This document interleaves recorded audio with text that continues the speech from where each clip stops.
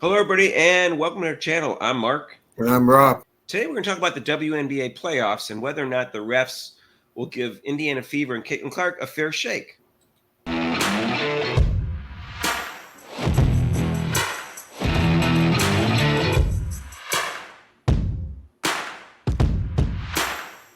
hey, if you haven't subscribed to our channel yet, please do so. Hit the notification bell when you do. If you're excited about the WNBA playoffs, subscribe to our channel. If you like Caitlin Clark, subscribe to our channel. If you like football, subscribe to our channel.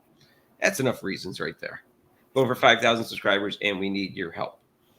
So I remember the first game I watched, regular season game of Caitlin Clark in the WNBA, and she got a foul call immediately on a non-foul call where her hand went in there for a second, and then she got out of the way as the person drove to the basket. Somehow that was a foul. She got another ticky-tack foul later on, shortly after that, and another one. And I could say, all right, the refs, at least these three refs were against her.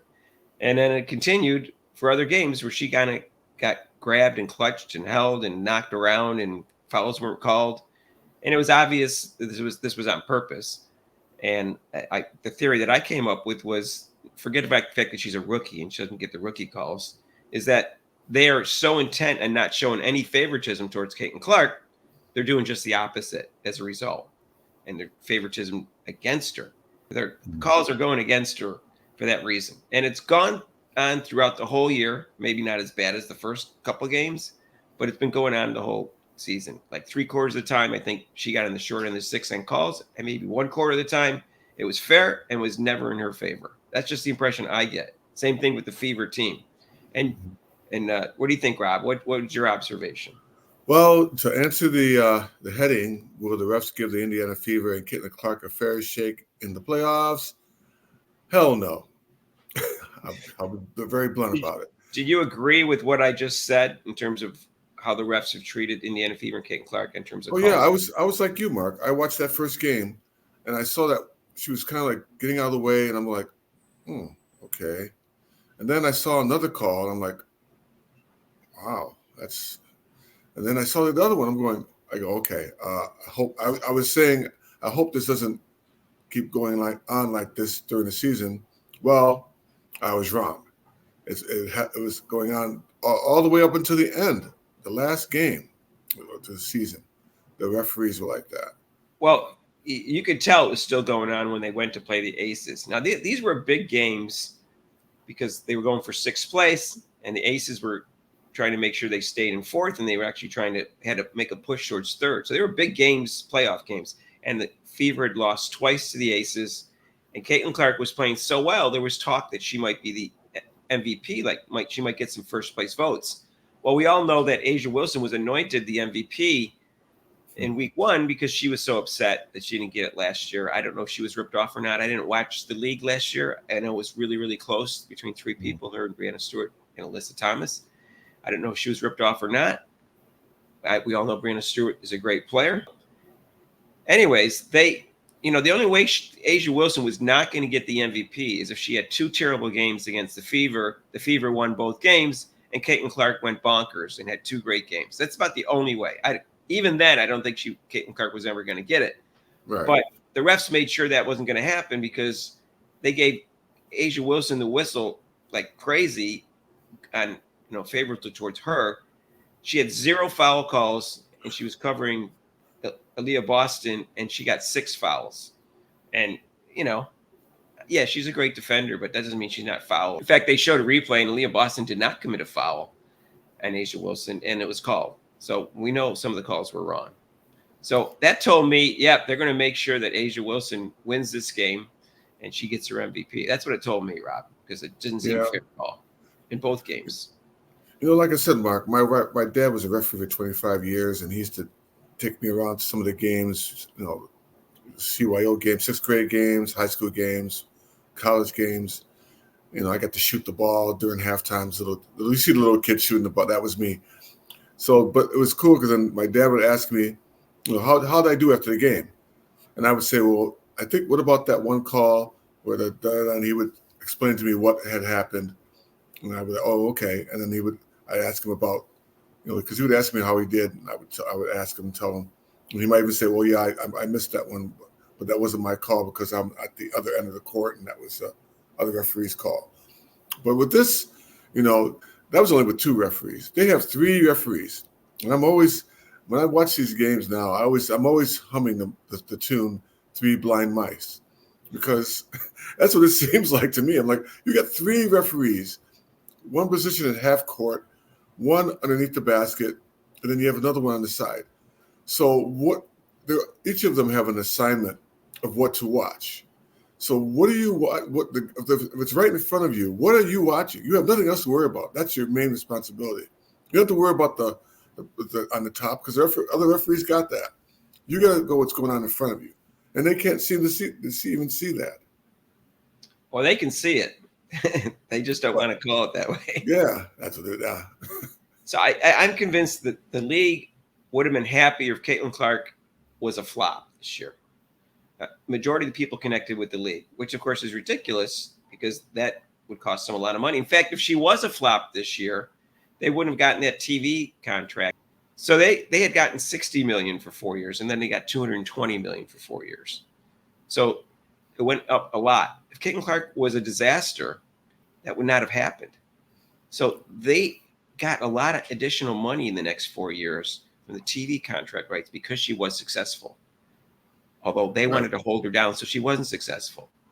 And so when they just like, I don't understand their philosophy of, like you said, if she would have been better, they think they would have been better off they not promoting her, and not really, even though she's very popular when she came into the league, which they didn't see, they just felt like they couldn't do that, which is, to me, I still don't understand why they would do something like that. Well, we've gone over it, but it doesn't make the logic, which we can't use in our show. The logic is we can use it in our show. We just can't use it in relation to the WNBA.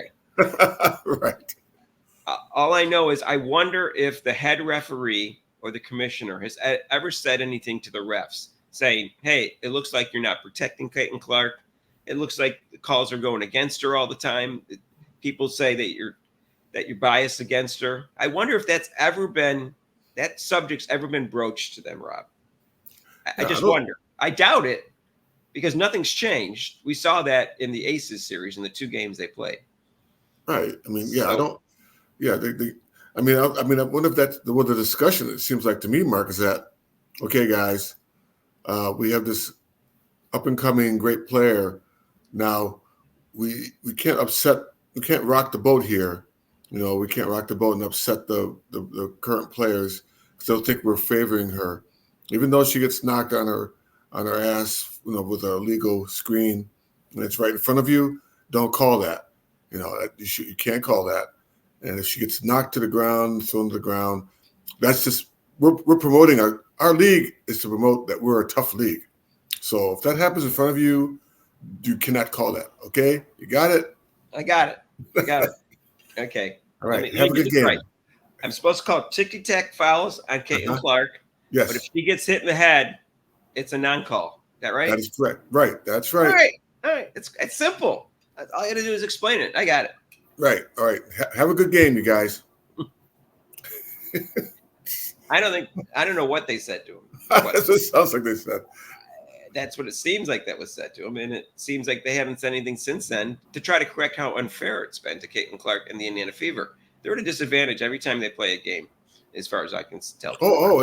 Excuse me. You guys come back here, you guys. Now, when they play the Chicago Sky, we know that we're trying to promote Angel Reese. So when they play the Sky, there's going to be probably flagrant fouls on her. Really, but we can't. Do not call those fouls, please, because, like I said, we're promoting a rough league. So when they play the Sky in particular, that's when you kind of call the flagrant fouls. Well, that's the thing, Rob. You can't even say, oh, this is a rookie thing. No, because in that game, Angel Reese got favorable calls over Nalissa Smith, who's not a rookie. She's a third-year player during the game. During the rebounds and the drives and stuff like that, she got favorable calls. So you can tell it's not a rookie thing, which is a dumb rule to begin with, but where the rookies don't get the calls and the stars do. it doesn't matter if Caitlin Clark is, the MVP next year or the year after, and she's, the best player in the league. It won't matter. She won't get the calls then either. I am convinced she's never going to get calls in this league. And so the playoff game tomorrow night and all the playoff games, even though it would behoove the WNBA to promote her and wish that she's successful because that will increase the popularity of the league and they'd all make more money, they're hoping she's a flop in the playoffs. They don't want her to be successful. Oh, Mark, I left out one important thing also for you guys, you referees out there. Now, if Clark hits the stanchion, and I'm looking through our rule books, that is a technical foul. So, oh, really? What about if anybody else does it? But now, if anybody else does it, you can't call a technical on them. But if Clark does it, you be sure to call it on her. Okay. Let me write this down. Stanchion, Clark, Benatrossi, no. Right. Exactly. Foul. Okay. Exactly. I got it. I only got to be told these things once, Rob. I'm a quick learner. I know. Well, let us know what you think. Do you think there's any chance they're going to get a fair shake? I'd say like about a quarter of the games, I think they got like a fair shake. So the chances are, I guess, only 25% they're going to get a fair shake in this game. I'd say less than that. Maybe in the playoffs, maybe there's chances almost zero. Yeah. We'll find out. We'll find out during the game. Again, now this is ABC, so probably get some more replays and better camera work.